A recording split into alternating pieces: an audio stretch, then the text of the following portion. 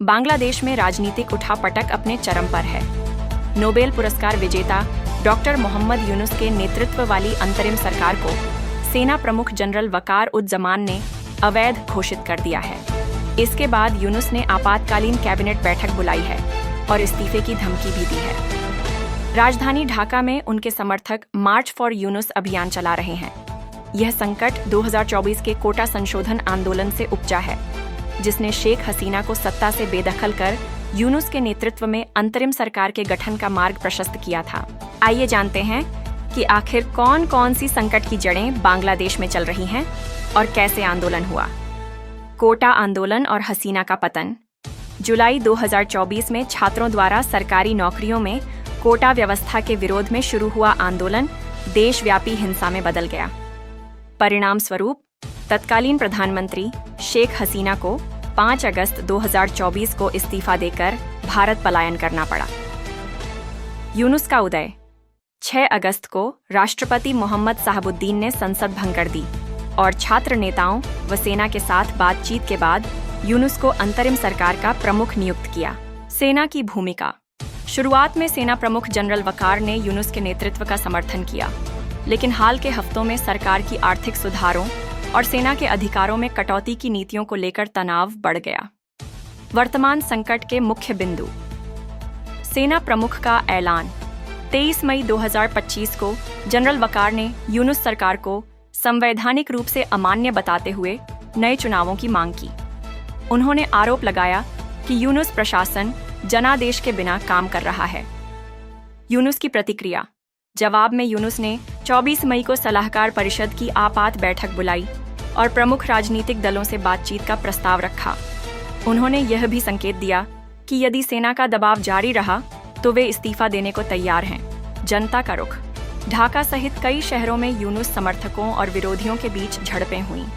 मार्च for Yunus अभियान के तहत उनके समर्थकों ने सेना के हस्तक्षेप का विरोध किया, जबकि विपक्षी दलों ने सरकार की आलोचना की। यूनुस की चुनौतियां और सुधारों पर सवाल। आर्थिक नीतियों पर विवाद।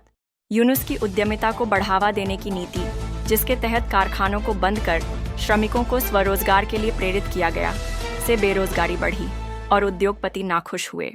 धर्मनिरपेक्षता बनाम रूढ़िवाद। यूनुस के धार्मिक संस्थानों पर नियंत्रण ढीला करने के फैसले का इस्लामवादी समूहों ने स्वागत किया, लेकिन अल्पसंख्यक समुदायों ने हिंसा बढ़ने की आशंका जताई।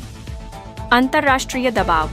भारत और अमेरिका सहित पश्चिमी देशों ने संवैधानिक प्रक्रिया का पालन करने का आग्रह किया है।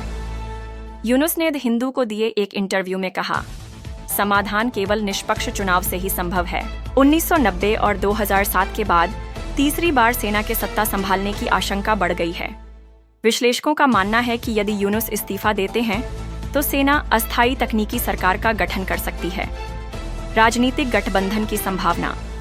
यूनुस ने बांग्लादेश नेशनलिस्ट पार्टी (BNP) और अन्य छोटे दलों से बातचीत शुरू की है। उनका लक्ष्य एक राष्ट्रीय एकता सरकार बनाना है जो सेना के दबाव को संतुलित कर सके। अंतर्राष्ट्रीय मध्यस्थता। यूनुस ने संकट समाधान के लिए संयुक्त राष्ट्र और भारत से मध्यस्थता की अपील की है। हालांकि भारत ने अभी तक सीधी प्रतिक्रिया नहीं दी है। बांग्लादेश की जटिल राजनीति का अगला अध्याय। बांग्लादेश में यह संकट केवल सत्ता की लड़ाई नहीं, बल्कि लोकतंत्र, सेना और नागरिक समाज के बीच सामंजस्य की चुनौती है। यूनुस का नेतृत्व जहां सुधारों और अंतर्राष्ट्रीय छवि पर केंद्रित है, वहीं सेना देश की स्थिरता को प्राथमिकता देती है। आने वाले दिनों में इस संतुलन का परिणाम ही तय करेगा कि बांग्लादेश लोकतांत्रिक परंपराओं की ओर लौटता है या फिर से सैन्य शासन के अंधेरे में डूब जाता है। आपको क्या लगता है, बांग्लादेश इस संकट से कैसे बाहर निकल पाएगा? अगर आपको यह वीडियो पसंद आया है तो कृपया इसे लाइक करें और अपने दोस्तों के साथ शेयर करना न भूलें। हमारे चैनल को सब्सक्राइब करना भी याद रखें, ताकि आप हमारे आने वाले किसी भी शानदार वीडियो को मिस न करें। हम आपसे अगले वीडियो में मिलेंगे। तब तक अपना ख्याल रखें।